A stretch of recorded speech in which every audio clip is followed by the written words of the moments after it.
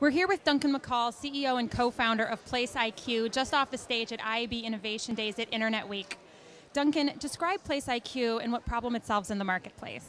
Absolutely. So what we're doing is we're essentially enabling mobile targeting in an intelligent way, in a privacy-friendly way, not using cookies, not using UDID, by understanding the location that a user is in when they get to look at an ad, an impression, and by taking that location and turning it into context. So understanding, is that user likely a recreationalist, an auto intender, a financial and tech worker, maybe they've just come out of a bar or a restaurant. So we believe there's a tremendous amount of intent to be found in hyper-local location, and we surface that and we enable people to serve more relevant messages and find target markets through mobile in a privacy-friendly way with no UDIDs or cookies.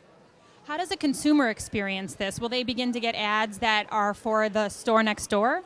So, yeah, it's less about that and more about a couple of things. So we think that if, for example, somebody's at work or they're driving or walking down the street, that's probably a less relevant time to push them a really engaging, rich media advert because they're doing other things. However, maybe they're sitting in the DMV office, a doctor's waiting room, or they're commuting on a train or a ferry or a bus. That might be a time when they're more engaged. So first part is more relevant, timely marketing, and secondarily, if somebody's out on a jogging trail or a hiking trail, don't push them an ad for for fast food, or push them an ad that's maybe more relevant to that interest group. So we think it's not necessarily the Starbucks coupon, but understanding about the context of behavior and the likely intent of a user based on their location, and serving them a more relevant ad based upon that, which we think is a value proposition for the consumers as well as the advertisers.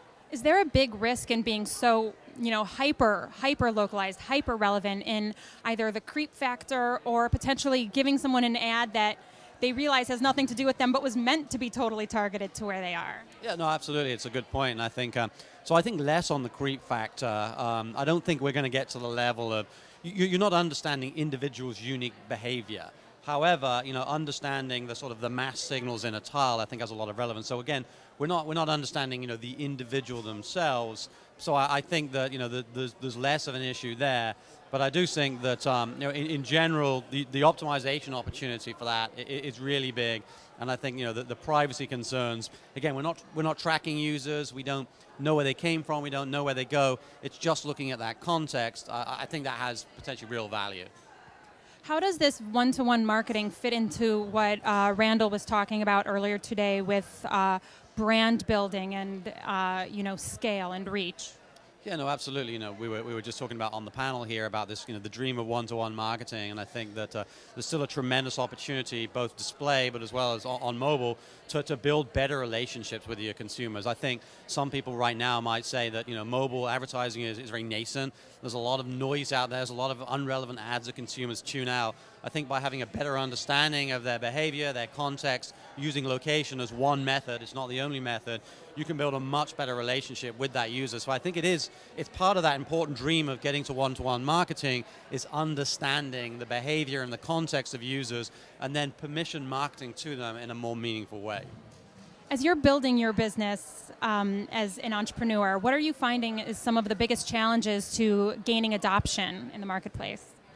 It's interesting that we've been kind of lucky. The market has been good timing with the market. The mobile advertising market has really grown quite substantially. So I think, there's the usual barriers in terms of just getting out and logistically getting in front of people and getting to the user. But we see a lot of interest from brands and agencies on the demand side.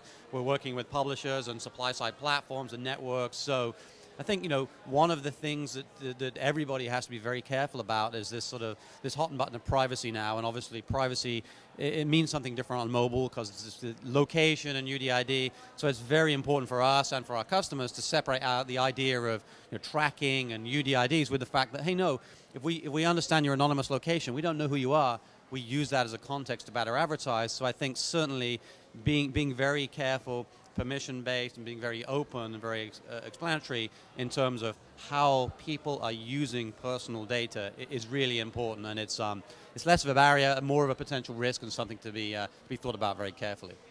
The theme of today is the future of display, and part of your panel was talking about what display is, its definition. Do you think the future of display is a changing definition?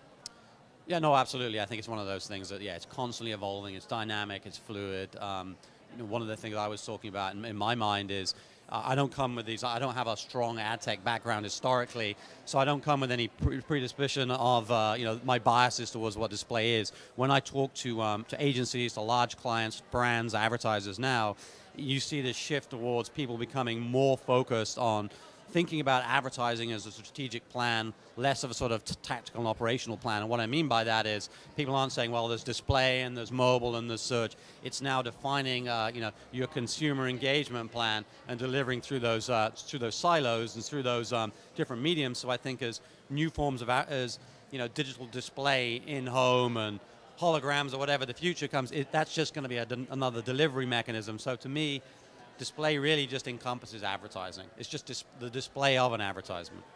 Great, thank you very much.